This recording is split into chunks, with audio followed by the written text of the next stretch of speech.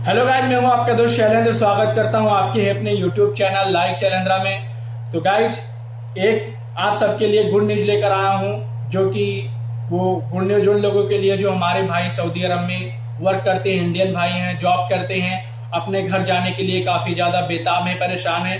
तो Indian embassy Riyadh की तरफ से एक इंफॉर्मेशन दी गई है, जो आप स्क्रीन पे देख सकते हैं।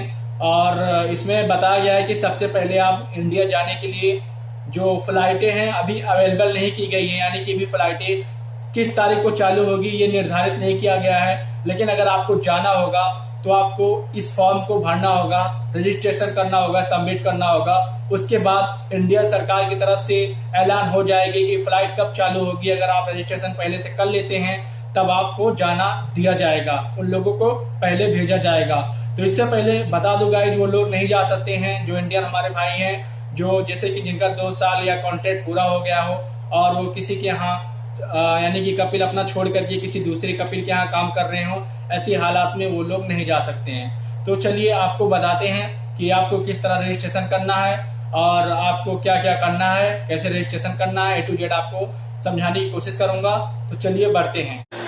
इससे पहले गाइज मैं आपको बता दूं कि अभी आपने ट्वीट पर जाके इंडियन एम्बेसी को फॉलो कर दें। यदि आपको ट्वीट नहीं चलाते हैं तो आप सीधा जाके गूगल पर भी आप रजिस्ट्रेशन कर सकते हैं। ये जैसे लिखा हुआ है docs.google.com पर जाके आप क्रोम ब्राउज़र में लिखेंगे तो आप वहाँ पे जाके इस फॉर्म को रजिस्ट्रेशन कर सकते हैं। तो मैंने डायरेक्ट यहीं से कर रहा हूँ। तो इस लिंक पर क्लिक किया। लिंक पे क्लिक करने के बाद सीधा आपको उस पेज पर ले जाएगा जहाँ आपको फॉर्म सबमिट करना है। तो गाइज, ये जो फॉर्म है खुल गया है। रजिस्ट्रेशन जैसा करना है मैं अभी आपको समझा देता हूँ, सही तरीके से समझाने की कोशिश करूँगा। लिखा हुआ है एम्बेसी ऑफ इंडिया और रियाद इंफॉर्मेशन, इधर कलेक्शन सीट फॉर रिप्रेरेशन। तो गाइज मैं आपको हिंदी में समझाने की कोशिश करूँगा। मैं इसको ट्रांसलेट हिंदी में कर देता हूँ ताकि आपको समझने में आसानी हो। इसमें लिखा हो भारत का दूतावास प्रत्यावर्तन के लिए रियाद सूचना संग्रह पत्र है। ये नंबर 1, इस फॉर्म का उद्देश्य केवल सूचना संग्रह के लिए है। नंबर 2, इसका मतलब बता दूं गाइज कि ये जो रजिस्ट्रेशन आपको करना है इसलिए है क्योंकि ताकि इंडिया को पता चल सके कि कितने लोग आना चाहते हैं और उसी हिसाब से इंडिया व्यवस्था करेगी फ़्लाइट के लिए। नंबर 2, भारत के लिए उड़ानों को फिर से शुरू करने के संबंध में अभी तक कोई निर्णय नहीं लिया गया है। तो इससे पहले बता दूं गाइज कि इंडिया में अभी कब फ़्लाइट चालू होगी इसके बारे में भी कोई निर्णय नहीं लिया गया है और जैसे ही निर्णय लिया जाएगा वो आपको सूचित करेंगे। जब भारत सरकार द्वारा कोई निर्णय लिया जाता है तो दूतावास एक घोषणा करेगा, यानी जब निर्णय ले लिया जाएगा तो इंडियन गवर्नमेंट की तरफ से खबर आएगी। और फॉर्म एक बार में एक ही व्यक्ति के लिए भरा जाना है। परिवार के सदस्यों के विवरण अलावा प्रत्येक सदस्य के लिए अलग अलग फॉर्म भरने का अनुरोध किया जाता है। तो आप अलग अलग फॉर्म सबका जितने लोग जाना चाहते हैं उसी इस कॉन्ट्रैक्ट के हिसाब से आप अलग अलग फॉर्म सबमिट करें। नंबर 4, एक बार फॉर्म भर जाने के बाद इस संबंध में दूतावास को कोई ईमेल भेजने की आवश्यकता नहीं है, यानी कि एक बार फॉर्म रजिस्ट्रेशन करके सबमिट कर दोगे तो कोई आपको ईमेल करने की ज़रूरत नहीं है। तो गाइज अब आपको बताते हैं कि किस तरह आपको फॉर्म सबमिट करना है।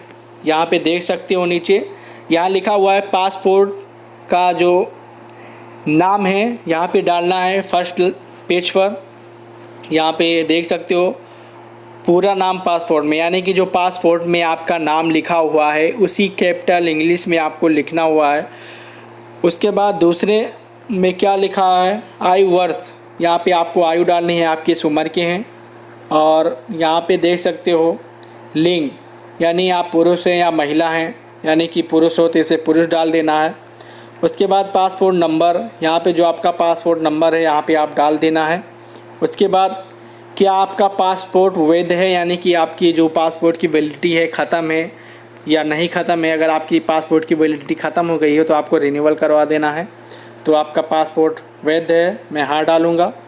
उसके बाद यहाँ पे लिखा है पासपोर्ट की समाप्ति की तारीख, यानी जो आपकी पासपोर्ट की समाप्त की तारीख है उस पासपोर्ट में सबसे पीछे लिखा होगा, आप जाके देख सकते हैं एक्सपायरी डेट, तो वो आप डाल देना है। उसके बाद यहाँ लिखा है सऊदी अरब में रहने का प्रकार, इसमें लिखा हो इस्कमा धारक, या इस पर लिखा लघु अवधि का दौरा परिवार वीज़ा, नंबर 3 यहाँ पे व्यापार वीज़ा, या नंबर 3 आपका उम्रा वीज़ा, यानी आपका जो वीज़ा है उस पर आपको लिख देना है। तो जैसे कि मेरा व्यापार वीज़ा, तो मैं व्यापार पे क्लिक कर दूंगा। उसके बाद इस पे लिखा है इकामा नंबर, यदि सऊदी अरब के निवासी हैं तो आपको इकामा नंबर आपको यहाँ पे डाल देना है। उसके बाद यहाँ पे लिखना है यदि आपके सऊदी अरब में निवासी हैं तो क्या आपके पास निकास वीज़ा है, तो इसमें नहीं है तो नहीं डालें, हाँ है तो हाँ डालें। तो इसमें जो आपका जैसा हो आप डाल दें, मैं हाँ डाल देता हूँ। इसके बाद यहाँ पे लिखना है भारत को प्रत्यावर्तन का कारण, यानी कि आप किस माध्यम से क्या आपको तकलीफ़ है उस आप जा रहे हैं।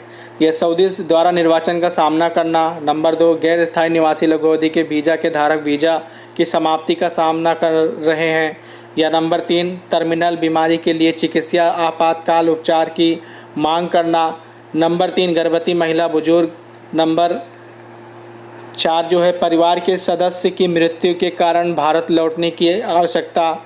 तो आपको जो कारण हो आप इस पर सबमिट कर दें। विदेश में फंसे या पर्यटन, ये इस पर क्लिक कर देना, या उम्रा तीर्थ या छात्र यदि उनके शैक्षणिक संस्थान छात्रावास बंद है तो इस पर डाल देना है। कुछ भी आपका जो परिणाम है, आपको प्रवासी कामगार मजदूर जिसे छिपाया गया हो, यानी कि जो आपका समझ में आए, आपको जो तकलीफ़ है तो आपको डाल देना है।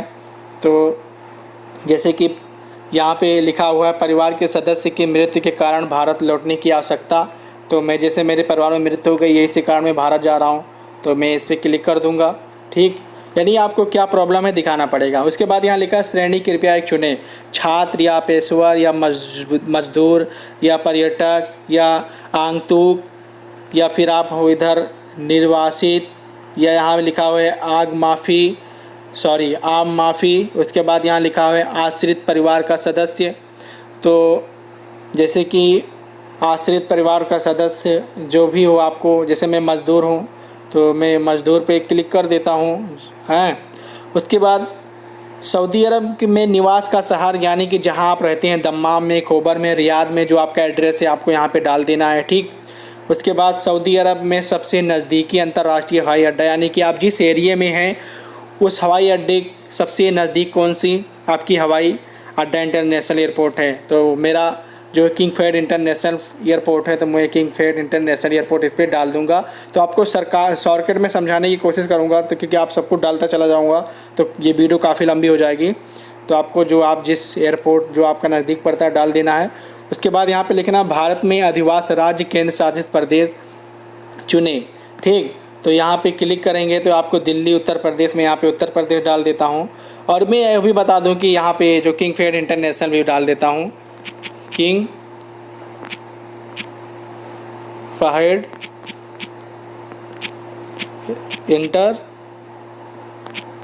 इंटरनेशनल एयरपोर्ट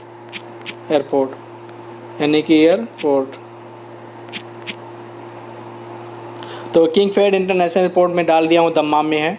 उसके बाद भारत में जो केंद्र शासित प्रदेश जो है आपके दिल्ली उत्तर प्रदेश जो भी हो वो डाल देना है। भारत में पूरा पता जो आपका भारत जहाँ जा रहे हैं वो आपको पूरा एड्रेस डाल देना है यहाँ पे। ठीक, उसके पास यहाँ पे लिखा है भारत में अपने पसंदीदा गंतव्य के लिए निकटतम अंतर्राष्ट्रीय हवाई अड्डा, तो यहाँ पे जो लखनऊ में डाल देता हूँ, मुझे लखनऊ जाना है। ठीक,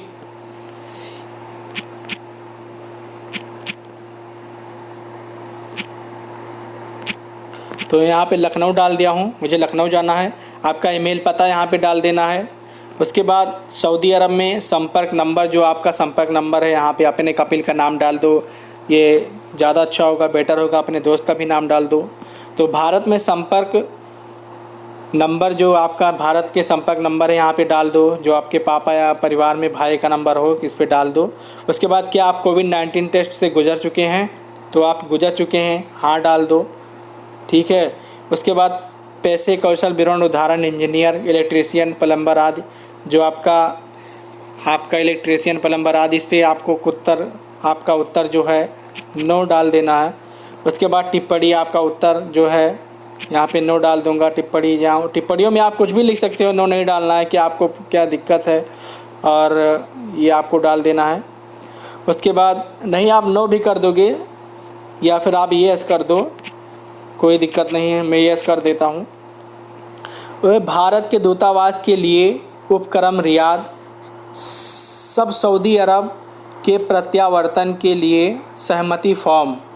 नंबर 1, मैं दूतावास की शर्तों के अनुसार भारत लौटने की अपनी इच्छा की पुष्टि करता हूँ। यानी मैं दूतावास के द्वारा और अपने मन के अनुसार मैं सऊदी अरब के भारत लौटने की इच्छा से मैं जा रहा हूँ। नंबर 2, मैं भारत सरकार के अधिकारियों को भारत के दूतावास, विमान चालक दल, चिकित्सा कर्मियों के आगमन पर दिए गए सभी निर्देशों का पालन करने की अपनी तत्परता की पुष्टि करता हूँ। यानी भारत सरकार द्वारा जो भी परिणाम है आपको स्वीकार करना पड़ेगा, उनको आपको पालन करना पड़ेगा।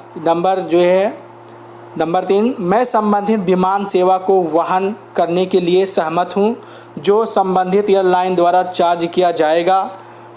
यानी कि आपको जो चार्ज किया जाएगा वो आपको देना होगा अपने जेब की तरफ से। आपको जो पैसा है आपको जेब से देना पड़ेगा, आपको ध्यान में रखना होगा। इसमें लिखा हुआ है, मैं भारत सरकार द्वारा निर्धारित प्रोटोकॉल के अनुसार अपने स्वयं के खर्च पर भारत में आने वाले 14 दिनों को अनिवार्य संगरोध में से गुजरना के लिए सहमत हूँ।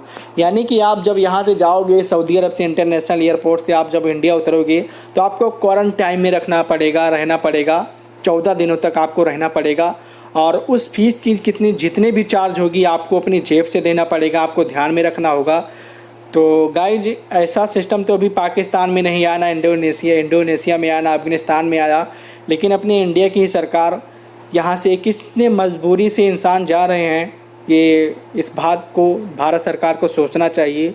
हालांकि पैसे नहीं लेना चाहिए, लेकिन आपको पैसे प्ले करना पड़ेगा वहाँ पे। जितने दिन क्वारंटाइन में आप 14 दिन रखा जाएगा, और मेडिकल का जो पैसा आएगा, खर्चा आएगा, आपको खुद अपनी जेब से देना होगा। तो गाइज उसके बाद यहाँ पे देख सकते हो मैं उपरोक्त उपक्रम के लिए सहमत हूँ, मैं हाँ लिख दूँगा। उसके बाद यहाँ पे प्रस्तुत कर देना है। उसके बाद आपका फॉर्म जो है सबमिट हो जाएगा। तो गाइस उम्मीद करता हूँ मेरे द्वारा दी गई जानकारी आपको जरूर पसंद आई होगी। अगर आप इस चैनल पे पहली बार आए हैं तो इस चैनल को सब्सक्राइब कर लीजिए, क्योंकि सऊदी अरब की खबर लेटेस्ट में लेकर आता रहता हूँ। तो अपना ध्यान रखें, नेक्स्ट वीडियो में मिलेंगे नई खबर के साथ, नई उम्मीद के साथ। तब तक के लिए जय हिंद।